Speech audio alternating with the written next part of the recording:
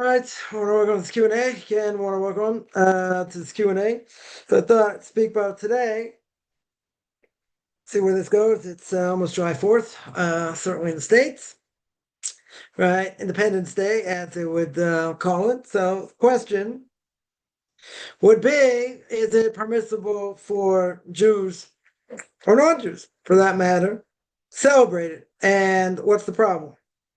What would be the problem? So I probably put it under the category, same category as as Thanksgiving. Probably say the same, even though Thanksgiving itself, according to some, certainly not the majority opinion, but according to some, that Thanksgiving actually started as a religious holiday. Now most don't hold that way.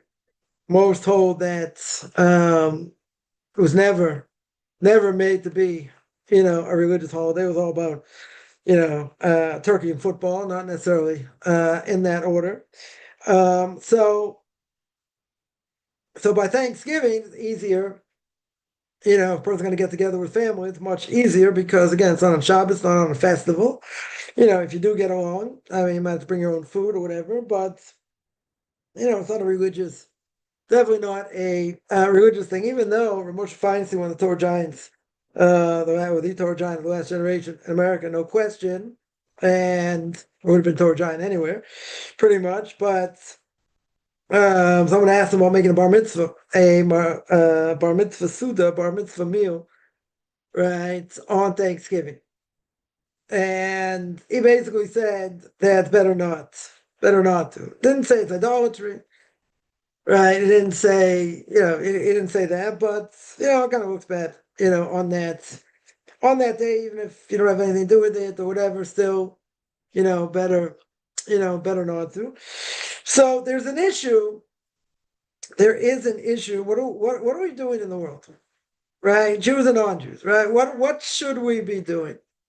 What we should be doing is trying to be close to God. That's what we should be doing, right? Now, as I mentioned many times before, the Or Chaim HaKadosh, blessed memory, 100 years ago, great commentaries on the Torah, in the book of Leviticus chapter 18 says that everybody in their DNA, Jews and non-Jews, for that matter, God put in their DNA for the ability to search for him.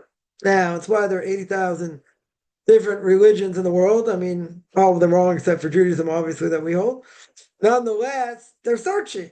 These people want to, technically maybe want to do the right thing. And if they go off the rails, right? They do things they shouldn't do, or it's idolatrous or, whatever. So what's our obligation? Our obligation is to keep the Torah to the best of our ability for Jews, and non-Jews. And the question we always have to ask, as we always say, is this good for me? Is this good for my soul? Now, people would say in this case, let's say by Thanksgiving and July 4th, certainly in the States, or maybe Independence Day anywhere else. So let's say you're in a place that's good for the Jews, good for the non-Jews. So they're thankful. There are non-Orthodox Jews celebrate Thanksgiving. They celebrate. I'm not saying everybody does, but someone once told me, they buy a turkey before Thanksgiving, they eat it on Hanukkah. Okay.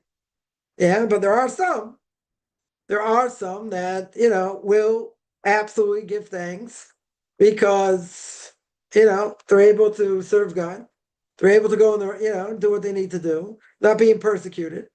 Right? It's kind of hard if you live in a place, that, you are being persecuted, and it is hard, right? If they have Independence Day, you go out and celebrate it. Like, you don't really have to be thankful for, you know. Imagine Iran, like, everyone's going to come out that, the day they overthrew the Shah of Iran, right? Even if a lot of people don't hold to the regime or whatever, like, I don't know, probably guaranteed significant amount probably aren't going to come out to any of these things. Or maybe some will, I don't know, whatever it is. But there are people who say they are genuinely thankful for the place they live, right? They're able to practice religion freely, they're not being persecuted. There is what to be said, right? 100%. There's what to be said for such a thing. Okay. It doesn't mean the place is perfect, right? So is there a problem with that? Outside of Israel, what do? On Shabbos morning, they pray for for the president, for the vice president, whatever. Queen, they're certainly doing England. Queen, the king. I mean, not the queen anymore. The king, the government. It's fear of the government. Why is it fear of the government? Because they can do whatever they want. They can persecute at any time. I mean, you look at the Jewish people throughout history. They've been thrown out just about everywhere. Just about everywhere they've been thrown out. England, France. I mean, you name it. Yeah, I heard a great rabbi once say, there's one place left. I mean, they haven't been thrown out of Australia, I don't think. There's one place left. They haven't been thrown out yet. Yeah, that's America. So it could be. Someone will say, well, maybe with all the anti-Semitism, writings on the wall. I don't know. I'm not gonna say one way or the other, but at the end of the day, the fact that, in the bigger scheme of things, Jews can, keep religion. They're not going to be persecuted per se. In general, again, sometimes better, sometimes worse, doesn't really matter, right? But they'll say we're thankful. We can have kosher food. We can have yeshivas. We can have girls' schools. We can have other things. So, they're thankful. Okay. Now, being thankful, so Thanksgiving, okay, so what's it about? Make a barbecue, have some turkey, not going to watch football. All right. Yeah. So now what do you do on July 4th? Yeah, plays out fireworks. I don't know, whatever they do. Some people, in Boston, they have the symphony. People go to the symphony. That's all about fireworks also. They have parades, whatever. Again, is there anything inherently wrong, with it? For a guy, it might be an issue. Maybe time's better spent, learning Torah. They say, okay, I'll fix time learn for Torah. Now I'll do these other things, family time. Okay, so you have to make a balance, right? So that has to be a balance. A woman doesn't have that obligation, right? I mean, not family obligation, but doesn't have the obligation of, learning Torah per se, even though she has to know what to do, right? In her own right. That's how to keep Shabbos and other things. And, certainly if she's a Jew. But again, what's the question that always has to be asked? The question is, does this benefit my soul? Does this draw me closer to God or not? Now, some people would say I have an absolute obligation to show thanks. So I'm going to go out there and show thanks. Okay. Does it come under the category of b'chul kosim, like b'chul kosim lo selechu? B'chul seichem, let's say better. In their ways, i.e. the ways of non-Jews, you shouldn't go. That's the question. Yeah? Does it fall underneath that category? All right? The Gemara makes very clear, very, very clear, going to sporting events falls underneath that category. 100% falls underneath that category. Going there, watching, should fall underneath that category. Right? So what about parades? Again, it's not idolatry. If it be idolatry, nothing to talk about, be forbidden. In any way, shape, or form. Okay. But what if it's not idolatry? If people say, it's harmless. Not going to cause any damage. Let's say, we'll make it easy. Be no vulgarity there. There'll be no lashon hara there. There'll be no immorality there, right? All these good things won't be there. So let's say, I don't believe some of it, but okay, let's say if that's the case, technically, is there anything wrong with it, right? Does this benefit me? Does it benefit my service to God? My guess would be no. That would be my guess. Yeah. A person's not working, they're off, very good. Okay, so spend time with family. Okay. We're not going to be like the entire day, maybe part of the day, whatever. Okay. But it's a golden opportunity. You have, public holidays, this, that. For a guy, you should be learning. I'm not going to say the entire time. You should be learning. Right? Yeah, I want to spend time with family. Good. You got to have a balance, right? Just like anything else. You got to have a balance. Okay. But, in such a case, these things come under this category. They will come underneath this category. And the argument always is what's so bad about it? What in the world is so bad about it? People think,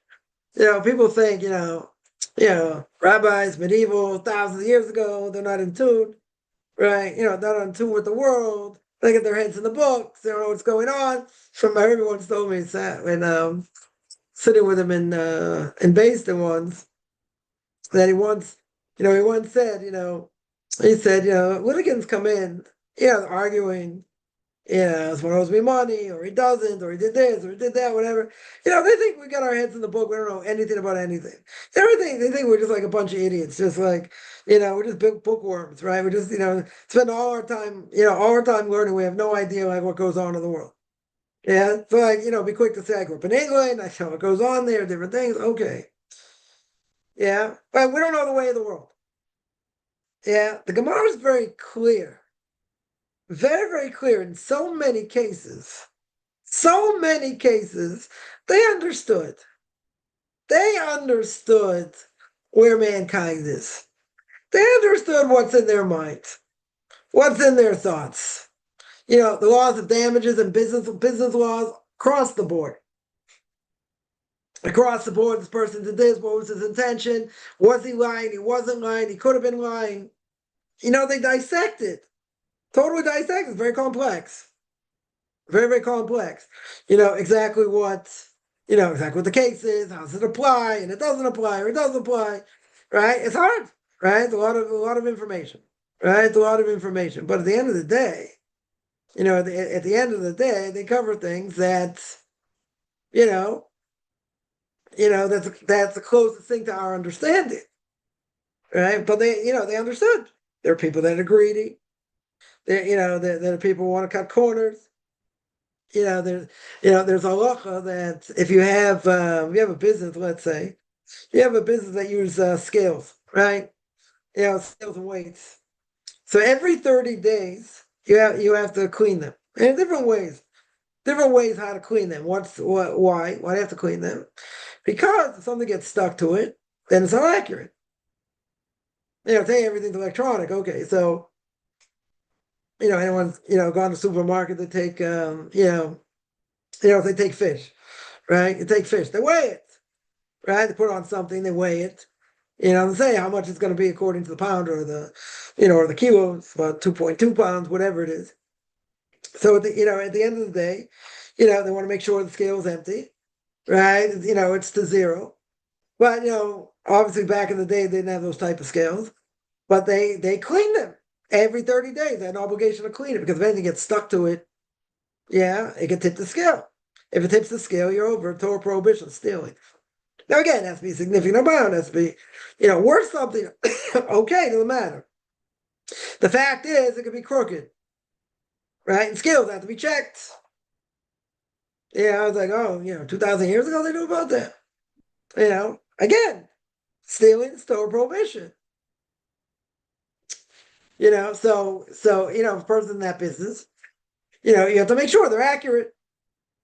Because if they're not accurate, what happens? Is what happens. Is 100% that happens. So they understood. And also other decree. I was speaking to someone earlier, mentioned that, mentioned before by the laws of kashrus, by, non-Jews touching wine that's not pasteurized or cooked, right? Let's say semi-dry wine or dry wine, so to speak. What are we worried about? They're gonna pick up the bottle, shake it, whatever, use it for idolatry.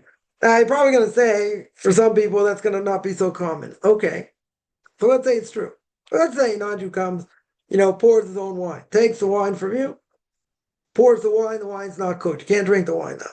Can't, the rest of the bottle you gotta throw out. So the rabbis made a decree. They made a decree. Now, it's such a stringent decree over here because really it only applies to wine. It's going to be used for libation. Now, why is cooked wine okay? So the Rambam and others say because the preservatives they put into it and sugar and other things, the non-Jew would never put on the altar. Right? That's the reason. Now, you have less preservatives, other things in, let's say, semi-dry, or dry wine. Okay. Now, that being the case, you'll tell me that only applies if the wine's being used for idolatry. And what if the wine's not being used for idolatry? So you tell me that doesn't apply, right? then what I said doesn't apply, right? Spiritual cooties, right? Spiritual cooties here, very good. So you tell me it doesn't apply. Okay. Yeah, but this is such a stringent thing. So the rabbis say, you know what? Even if it doesn't apply necessarily, because, maybe they're not doing it for a wine libation, nonetheless, we're going to forbid it. Why are we going to forbid it? If it doesn't apply, why are they going to be so stringent? Because Jews and non-Jews should not drink together. Because if they drink together, all things are going to happen. Yeah, and again, that is probably the single biggest problem today, as I mentioned many times, is this plague of intermarriage, right? Big problem today. 50% intermarriage, 60% could be higher in other places. Yeah, so the rabbis wanted to make a very, very strong decree that you don't eat together and you don't drink together. Because what does that do? It breaks down barriers. And when it breaks down barriers and you get friendly, anything can happen, right? Certainly when a person's under the influence. Yeah, but anything can happen. So in either case, even if the main prohibition may not apply, it's such a stringent thing, we stay away from it like the plague, right? And therefore, it's going to be forbidden. But they understood. They understood, even though it's far-fetched, even if it's not so common. Back in the day, it was common. It did lead to other things. So therefore, they want to nip it in the bud. They want to nip it in the bud, make sure that doesn't happen. But again, you see barriers have been totally broken down anyway, right? There are major issues. There are major issues, with intermarriage we said before, right? So again, my point is that you have to see that they absolutely understood. They understood who they were talking to, and they understood the people of their time, right? They understood their generation. When they say, "Oh, come on," what they really know, and how much they really know, and this and that. They're out to lunch, they're out to lunch and all that. So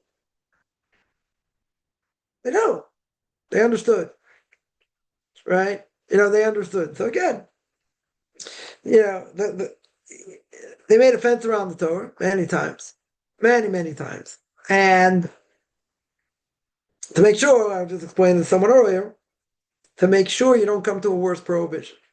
Now, again, that's not changing the Torah; it's making a fence. It's making a fence around the Torah. Very good. Right? Like the laws of Shabbos. So you don't come and do all these things on Shabbos, you won't enjoy Shabbos. Right? Or different things in kashrus, so you don't, yes, there are pots and pans and dishes and all that. So you don't come, to mixing milk and meat. Right? Now, again, even for non-Jews, you got to ask this question. Even if a lot of these things don't apply. Yeah.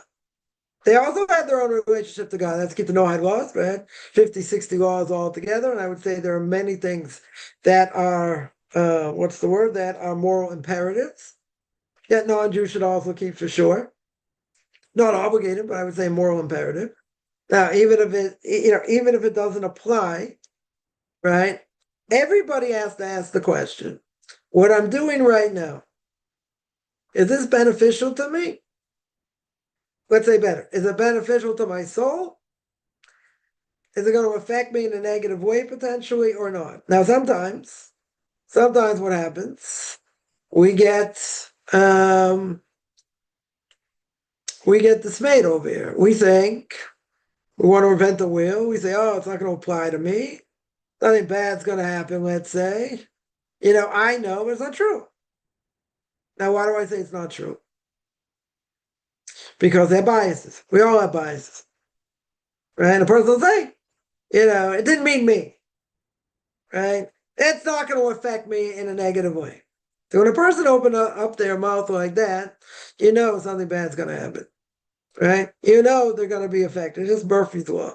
Right? Poor guy Murphy gets blamed for everything. Okay. Yeah. But that's what we have to ask. Yeah. Now, some people would say, all these things and the fireworks, technically there's nothing wrong with it. Okay. Even if there's nothing wrong with it, does that mean I should do it? Does that mean it's good for me to do or not? That's the question. Right? That is the question. Now, Can a person be thankful in the place they live? Sure. Now, how far does that go? What do they do with it? What do they do with it?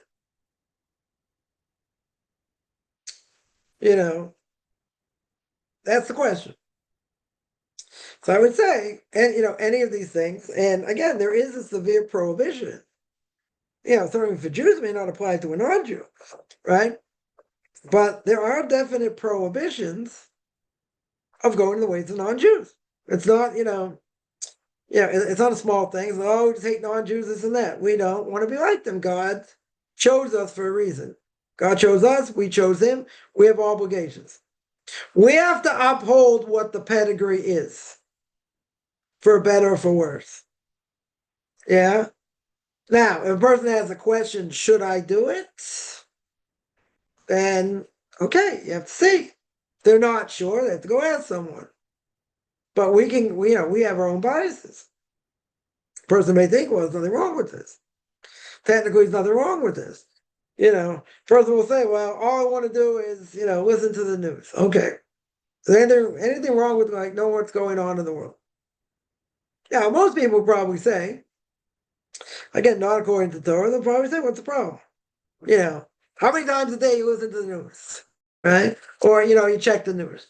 Same thing. Once a day, twice a day, some people, 20 times a day, 30 times a day, whatever. Yeah? Are there anything beneficial? Or are there any problems? Let's say better. Are there any problems? If they would give over the news as what's happening, not putting any spin, not saying anything else. This happened. Okay. 99.9% of the time, it's all Lashon Hara. And if you accept what they say, you transgress the prohibition of Lashon Hara, even if it's non-Jews. Even non-Jews saying it. It doesn't have to be necessarily a Jew saying it. Yeah? It's Lashon Hara, it's Lashon Hara. Non-Jews not obligated in Lashon Hara. Okay. They're not obligated in the laws, because a lot of them don't make sense, logically, according to Torah. But a person heard someone say Lashon Hara. Yeah? You heard it. So if you believe it, 100% you transgressed. If it's something you're allowed to guard yourself against, that's okay, because it might cause you damage. So if it potentially caused you damage, very good. Then I guard myself against it. Yeah, then I just, learning something this morning, different factors involved, but in general, is it a good, did you accept it? Did you accept what was said or not? Now, again, if it has an effect on you, I can be worried, and I can take it somewhat to heart. I can guard myself against it. Guarding yourself against it, the Chofetz Chaim says very clearly, doesn't mean you're allowed to accept it verbatim. That's not what it means. 100%, that's not what it means. It means you're only taking it in order to guard yourself against it. Very good. But to believe it 100% is Torah prohibition, more than one Torah prohibition. You have many Torah prohibitions. Again, wouldn't apply to non-Jews per se. Right? But again, is it a good thing? Right? So Lashon Hara is all over the news. All over the news. For the looks of any talk radio. Whether it's entertainment, whether it's sports even better. Call out people, call out the manager, call out the players. It's all Lashon Hara. Right? The vast majority. So the person says, there's nothing wrong with, listening to the news. Not true. If you're getting the news reported, again, it's going to be very rare, and someone is just giving information, not saying anything else. This is what happened. This is what happened, whatever it is. So good. So you heard the information, you move on. Now, if they start giving their political commentary, they start saying, based on this person should have done that, okay, then you run into the problem. Yeah. Knowing the news doesn't necessarily make you a better person. But people say you can be educated. You gotta know what's going on in the world. A friend of mine would always say, if there's a war, I'll find out about it, right? That's true. You hear about it. Especially here, you hear about it. Okay. But we have this instinct or some people have this instinct like, they have to know everything about everything and hear everything and know, what's going on. Like here's the interesting thing. Sometimes God forbid there's a missile attack, and they say, oh, they knocked it out, and hit some open area somewhere. So what are people curious about? Where to hit? Where to go? To go up north, go down south. Was it close? Was it not close? It's interesting. Yeah, it's kind of interesting, because these things are going 16 times, I heard, the speed of sound. So, you get a missile, knocks it off. You have no idea where it's going to go. It could go, 200 kilometers north or 100 miles north or south or whatever it is. You have no idea. You have no idea. But let's say everything's okay. You get the phone call, go out of your sealed room. Very good. Go out of your safe room. Very good. What does it matter where it fell? That doesn't really matter. So, wow, small place. When people in a lot of different places. Or make sure people are safe. Okay. Yeah. But the bigger scheme of things, it didn't come near you, let's say. So does it matter? Does it really matter? We have a lot of curiosity. A lot of curiosity about a lot of things.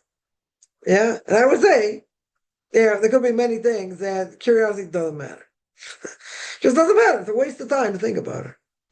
A waste of time. Same news, different days. Some more, some less, or this or that. Sometimes it's tragic, sometimes less tragic. But you can tell me people are in the news, people like their political commentary, people like this. Okay. Yeah, but at the end of the day, forget about learning everything else. A waste of time. A waste of time. Is it good for me? Yeah, one of the things that's depressing. I think that's for sure. One of the things that are unbelievably depressing. But you know what? People want to hear the news. People want to see what's going on. And, it's very rare. It's very, very rare that, a person hears the news and they're uplifted. That they're saying that, oh, wow, I'm so glad I heard this. A feel-good story. Person watch the news show for, let's say it's an hour show or half an hour show. Yeah. How many stories within that show itself are going to make you say, wow, this gives me more, it gives me a little more oomph in my step. It makes me feel good about mankind. It's like, I don't know, someone saved someone, they didn't have to, they risked their life, whatever it was. How many of those stories do we get on a regular basis in a regular news program? Probably not too many. Because that's not what people want to hear necessarily. You got to hear the blood and guts of everything that happens. And you have to hear it at that time. Like what had happened. You don't want to, oh, what? 2 hours went by. I missed it. I missed all. I can see war in real time. It's like it's a crazy, idea. Back in the day, you can only find out things. What was going on? You saw 6 o'clock news, 11 o'clock news, right in the States. That was it. Anything in between, what's going on. You listen to the radio, whatever. But like, today you get the news instantaneously, instantaneously. Yeah, I see it right in front of your face. Yeah, people blown up, not blown up, whatever it is. I don't think it's a good thing, but that's the generation we live in. So, a lot of the things that we hear that we shouldn't hear are bad, right? As we always say, it has an effect on the soul. It has an effect on the soul. Images we see, it gets recorded by the soul. And since it gets recorded by the soul, it never leaves the soul. You have to work hard to get rid of it, very good, but it never leaves. It's there. 100%, it's there. So it's it's kind of a hard thing. But see, people make the mistake and think, it doesn't matter what I saw. It's not going to affect me. It's not true. It's just not true. Because it's there. Images are there. Doesn't matter if they don't come, it comes up once in every 5 years or more, or a person hasn't thought it for many, many years. Okay, so what? I mean, it has an effect. Everything has an effect. So people shouldn't think, where I go or what I do doesn't matter. Or that it has no effect. It's just not true. and it can affect us in such negative ways, you know, or not. Maybe, maybe something positive. Maybe there are a few things positive out there. Okay. I could be totally negative here. Maybe there are, a lot of positive things. Okay. Yeah, but it's a scary proposition because day in, day in and day in and day out, what do you have? You have plenty of negativity, right? Um, plenty of negativity. And what feeds negativity? More negativity, right? Even better, more negativity. Okay, yeah. So life can be very depressing, right? I don't think there's I don't think I don't think there's any question. Yeah. What? Oops. What life certainly life can certainly be very depressing. So what do you do? What do some people do? They feed it. They feed more into it. That's what they do. And they'll fetch, they'll make a comment, and they'll say, "Oh, I can't believe it's so depressing," and this and that. And the next day, they're different. Maybe it's more, maybe it's less. Right now, do you hear anybody in general like never listen to the news? Never hear what's going on? Very rare. I'm not talking about sports, or watching other things. I'm talking about the news itself. The news itself. So, so some people are more into it, some people are less into it, but to find somebody, they're not, they have no interest in it whatsoever. And like, they don't really care what's going on. Once in a blue moon, they'll hear something or look at something. Okay. It's rare. It's rare. People want to be informed. People want to know what's going on. It's a common thing. And I don't want to say it's a common need. It's what we think we need. We think we need to be more, well informed or more well rounded. That's why people say, or you have to go to university. Yeah. Not about university using the degree for a job.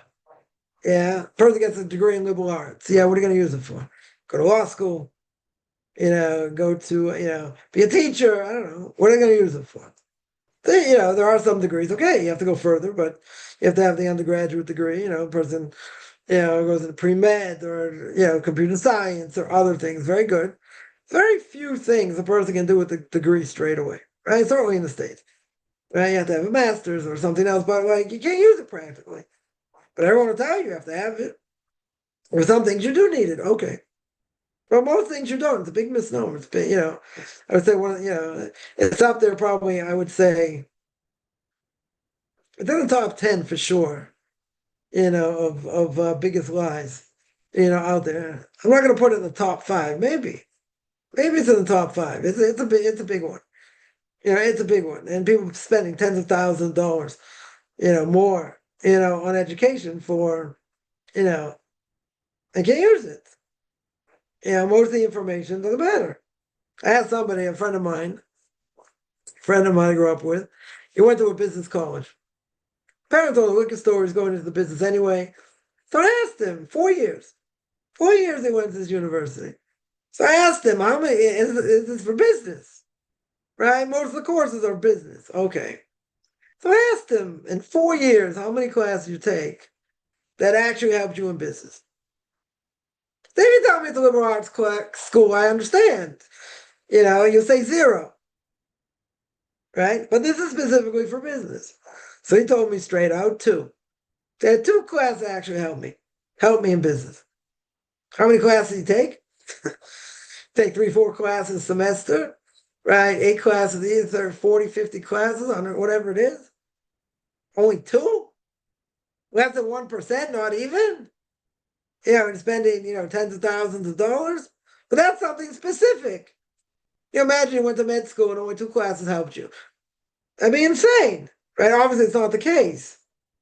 Yeah, but you would think a lot of these classes, the vast majority should help you because that's what it's focused on. So they maybe focus on some other things, not exactly what you're doing. Maybe in other ways, maybe it helps. I don't know. But he told me. Somebody told me. Maybe other people affect it differently. Maybe other people say 10 classes that were good. That helped me in business. Okay. Maybe tell me it's different businesses. Maybe. Maybe. He told me two. Yeah. I'll take it face value. That may be. In other businesses, I'll make a leap of faith there. But, maybe in other businesses it was exactly the same. Maybe exactly the same. So the vast majority of classes did not help in that, in what they were doing. But again, that this is a school for the sake of business. It's a mind-boggling thing. So I would think the vast majority are going to help you at some level, some more, some less. But I would think a lot of them would help. I mean, maybe I'm naive. I don't know. But I think, if that's the whole point, it doesn't matter what business you go into. You should be able to, a lot of the knowledge should be general knowledge. The person should be able to get for whatever they do. Say in every business you're going to get less than 10% are going to be useful. I mean, that's, the curriculum's off, or the teachers are off, or both. But at the end of the day, someone will say, if I had a choice, to hire somebody based on life experience, and they didn't have a degree, but they got, good qualities and life experience, or someone with a degree, that they have to train or whatever. Yeah. Let's say the person with life experience, they're probably better qualified. Now you can tell me maybe they don't write as well, maybe, other things maybe they didn't learn as well because, maybe they don't have a university degree, but you know what? Today it doesn't matter. You don't need to know how to write at all. Just put it in ChatGPT. He'll write it for you, or she'll write it for you, or it'll write it for you. So what? You don't have to write anymore. You're not looking up things in the thesaurus and and looking up for synonyms and antonyms and how it's going to fit and this and that. Forget it. You put it in Word, it'll fix the syntax. You put it in ChatGPT, you write something, it'll fix it. It'll totally fix it. So who needs to know how to write today? You don't have to think today. Just, you put in, a few ideas. Imagine, you want a person, wants to write up a poem for a parent for their birthday. So you put in certain character traits of the parent, put it in ChatGPT, they write a whole beautiful thing. But you didn't do anything. You spent 5 minutes thinking, qualities of the parent, let's say, you stuck it in a ChatGPT, and it came out with the whole thing. Came out with the whole beautiful thing. The parents are, it's so beautiful. That I was like, no, I didn't write a ChatGPT did. Thank you very much. Come on. Who's working that hard today? Nobody. You got it so easy. Even if you know how to write, and even if you're good, whatever. What do you don't want to work that hard. You'll say it'll make it sound better than what I could write. Could be. Could be. Yeah, I can imagine people aren't using this at that level for sure. It sounds better than you would write it. Okay, you have to tweak it, you look at it. You're not going to take it at face value. Very good. Okay, you want to make sure everything's there. But they're going to do, 98% of the work. You still get credit for it. I'm going to say not. Right? Boss Ball would still be happy. Doesn't matter. Who cares where you got it from? The fact is it's written well. What do they care where it came from? Same thing. Person was doing a translation, let's say, put it in a ChatGPT. You got to check it though. You got to check, make sure it's a good translation. Put it in ChatGPT, write it better. Is that cheating? It's quicker. It's a lot quicker. Instead of making, let's say $30 an hour, $40 an hour, now you're making 120 because it's much quicker. And do it much quicker. So you make more money. But is that stealing? The person getting the translation is not really going to care where it comes from. They want to make sure it's an accurate translation. Okay. And they want to make sure it flows very well. Right? So again, you have to check it, see what the context is. You have to go through it. Very good. But it'll take you half the time. It'll take you much shorter time. So it's that in of itself is an interesting question. Is that halachically permissible? Are you allowed to do it according to Jewish law? Right? What's the problem? Why should it be forbidden? Shouldn't be forbidden. The reason it shouldn't be forbidden is they want a finished product. They want something translated and worded in a very good way. So you did that. Right? Absolutely, you did that. Right? Again, you got to be smart. You have to, you have to look at the translation. You have to see it's an accurate translation. You're going to have to tweak certain things. Okay. You have to go through it. Very good. But it's going to take you a fraction of the time. It's going to take you a fraction of the time. Because once it's already written and you see it's an accurate translation, it's an accurate translation, then just to tweak it and put it in there, do it in 3 seconds. Yeah, and it'll be better, probably better than the way you would write it. So if it's accurate, you're not stealing from anybody. You're making sure, if it's a bad product, it's a different issue. Yeah, it's a totally different issue. So if it's a bad product, okay. But if the person you give it to was happy with the translation, they're happy the way it says, and you did it in a short amount of time and you made more money, so what? Right? Why should that be stealing? It's not stealing. It'd be much easier to do. But anyway, the point is that there's so many shortcuts a person can take. You're not really doing. I mean, that's the question. Are you doing the work? Is that considered you doing the work? It's an interesting question. You're doing part of the work, no question. You're doing something of the work, but the bulk of the work is being done by AI. So if it's again, if it's accurate and it's good and you're overseeing it, you put in the work. You put in the effort. It's just not, you didn't write it. Right? Is that misrepresentation? They want you to do translation, so you are doing translation. But is that considered your work? Why not? You're overseeing it. Even if ChatGPT is doing the AI, whatever it is doing the work, the vast majority of the work, you didn't do anything wrong. Right? You're overseeing it. It's good translation. That's what they want. All right, someone else did the work, made it quicker for you. Okay, but if they're happy with the translation, shouldn't be anything wrong with it. Right? Definitely shouldn't be anything wrong with it. Because you do it the other way, it's going to take you a lot longer. Right? It still might come out good. It's still 100% maybe good. But this is much quicker. A, it's much quicker. B, it saves time. Yeah, and it's much better. Right? It comes out, as good, if not better, than the way you could have said it. Right? So if that's the case, really. You probably didn't do anything wrong. Yeah. Because, it's your work. It's considered your work. It'd be one thing.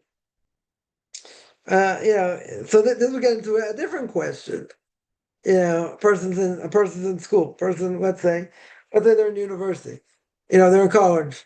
They read a lot of things. They put information in, and ChatGPT writes it. Yeah, is that your work or not? Same question. You did the work. You did the research. Okay. You're not relying on ChatGPT's research per se, but you're putting in the main information. And now you're telling it to write it. But again, is that your work? I mean, I don't know what goes on today, but is it going to be forbidden? Are they going to forbid you to use ChatGPT? You have to write it yourself. I mean, how are they going to know that?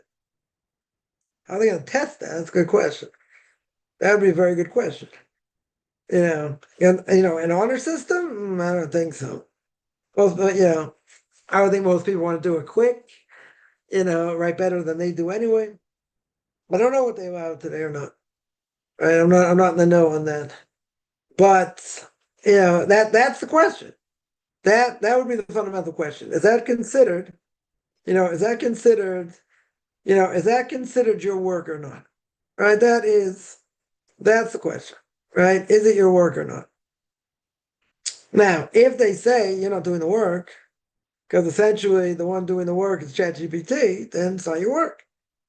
You're just putting in certain information, and it's writing it. It's writing it. You're not doing the work. Or do you say you have a portion in it? You did the research, you got the right information. You can't always accept what AI says. You have to look things up, and people have tested it with with halachic questions, and and and it came up with sources that weren't there. So like even want to look up things even that way, you got to check the sources, right? Because it's very good, very, very good at scouring, the internet for, it's cutting to the chase and making a synopsis of what, a lot of different sites say. So you don't have to go to every site and look and click and this and that. It makes it easier. Makes it a lot easier. Only question is it accurate? And how accurate is it? I mean, obviously you can't use it. You can't use it for halachic inquiries, for, inquiries in Jewish law, right? Very simple. I mean, you need someone alive for that. Again, because they're robotic over here. They don't sense things. They don't sense things that a person can sense, right? So, but it's more than that. I mean that's a good part of it. That is a good part of it. The other question is, even if they bring out, sources, to back up whatever part of the answer may be. So those sources, you can't take at face value. And they've been known to fudge up some, some sources. You got to be careful of. But it could be a good way to look. In some ways, person looking for an answer, right? To do that, but you have to understand it's going to take everything. It could take messianic things also. It's not going to distinguish. Not going to distinguish per se. You'd have to make it very clear, what it's looking for and what it's searching for. But it doesn't have the human element. I was just telling someone earlier that two people could ask a rabbi the same question and get two different answers, right? Now, why is that? Isn't there one answer fits all? Isn't there are many things. There are many things that the answer's cut and dry, across the board. There are other things it depends, right? It depends on a number of factors. Depends on the person who did it. It depends, are there other people involved? What level did they do it? On purpose, not on purpose. Doesn't apply, doesn't apply, AI is not going to know that. That doesn't have the human element. Even if it's close, doesn't matter. It will not have that human element. So they'll say across the board this answer, but it may not be true. May not be true because of a lot of different circumstances involved, right? Maybe you got to look at how the family's going to react, right? How relatives are going to react. There are other factors. There are other factors that it's not going to take into account.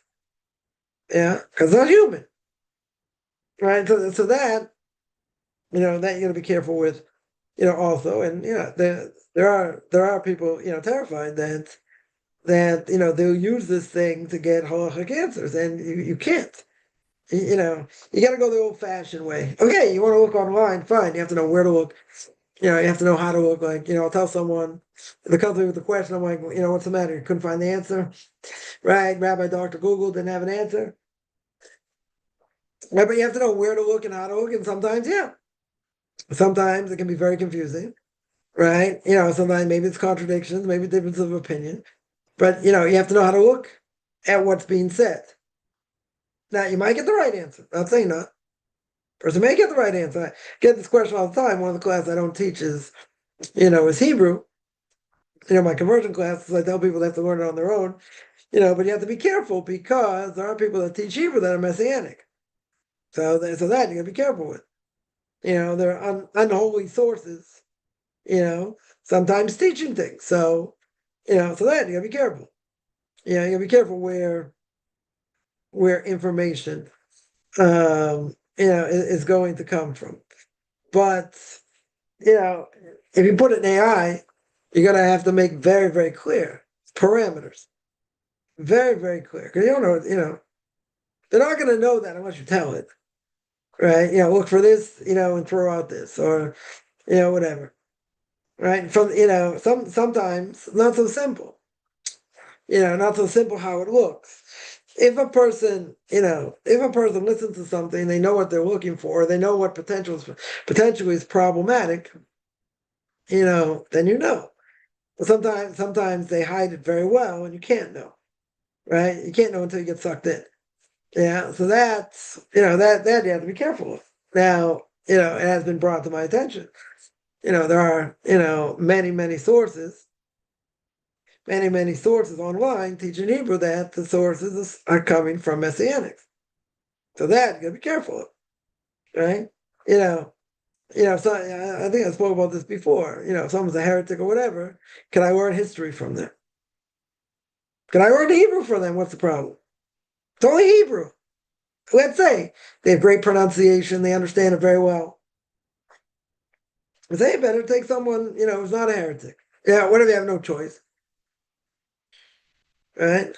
I would say if you have no choice, find someone else. Right? The influence is bad. So definitely the influence is bad. But, I would say that, it comes in the whole question there. You think, if you could buy something, and let's say a Christian or secular Jew is selling it for 20% less. And the religious Jew is selling it for more. You should give it to the Jew, you're gonna pay more. Right? Help him in business. Do you have to? Is that like a Torah obligation? No. I would say it's a midas chasidus. It's a nice thing to do. What if you're strapped for funds? What if you can't do that? Okay. Right? If you could, it'd be better. Obligation? No. Right? Whatever. It's a much bigger discussion, but the way it would come out would be is that it's definitely better. I don't think there's any question. Support our own. That's what we should do. But if it's going to come out of the financial loss, or it's going to be too hard to do, then you don't. Right? They don't have to. A person under the gun, they don't have so much money. Someone's coming in 20, 30%, same product. Cheaper. You can't afford the, higher price. Okay. Right? If you could, it's better.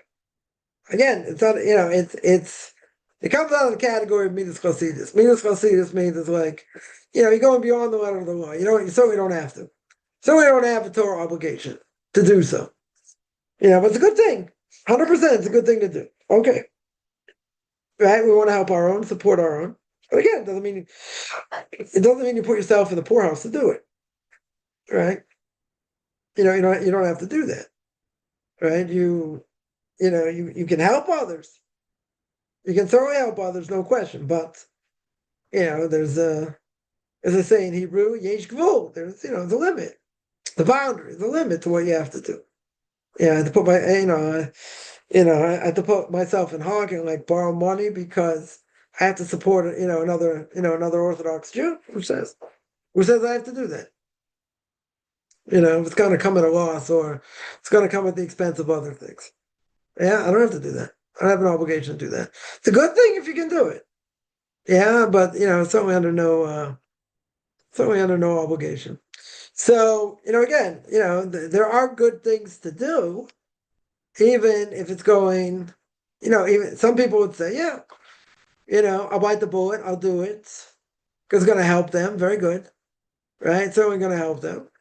Even if it's harder on me, some people do that. Do you have to? So that, is it a halacha Torah? Halacha Moshe Sinai? It's like, is it a halacha that God gave to Moses on Mount Sinai and passed it down to us? No. Right? It's a good thing. It's a good thing. But I'll give an example. Person wants to buy an esrog. Yeah. Buy a lemon on steroids for sukkahs. Very good. Now, a person should have an esrog that's mahuter. It's beautiful. Right? It should be a beautiful, esrog. Doesn't have, blemishes on it or whatever. Now, there are different gradations of how beautiful it can be. There are different gradations. Some could cost you, some could cost you $50. Some could cost you $250. Right? What's the difference? Major difference will be how clean it is. Right? There are no no blemishes on it or whatever. Right? Again, so you'll say, and preparation for Shabbos and festivals, I'll get the money back. Okay, but you don't have the money for this. You don't have that much money, let's say really they can afford, a $50 esrog. It's also beautiful. But a person may feel I want to get, a higher quality. Again, for the sake of mitzvah, that you get the money back. Okay, you know, that may be true, but even if it's true, a person should do within reason. You want to beautify the mitzvah as best as possible. And there were some people that spend a fortune. They spend a small fortune. They save up money all year just for that. Okay. We want to beautify the mitzvah. Any mitzvah we do, you want to beautify. But you have to do it within reason. You got to be smart also.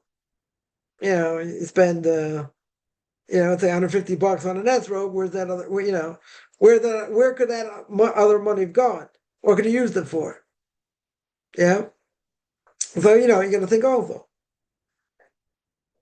But, there are people that, let's say, don't have very much. And they'll spend a small fortune on that. Now, some people may say, well, they're responsible. They have other obligations. Maybe. Maybe. But at the end of the day, if they have, firm belief that, God's going to help them and take care of them and all that. So, so they'll do it. Obviously, if a person's married, do it with the consent of your spouse, but still, you want to get any mitzvah we do. Any mitzvah we do, you want to beautify. To the best of your ability. It doesn't mean you have to put yourself in debt, right? That is, that is the point. Yeah. Let me see, any questions here?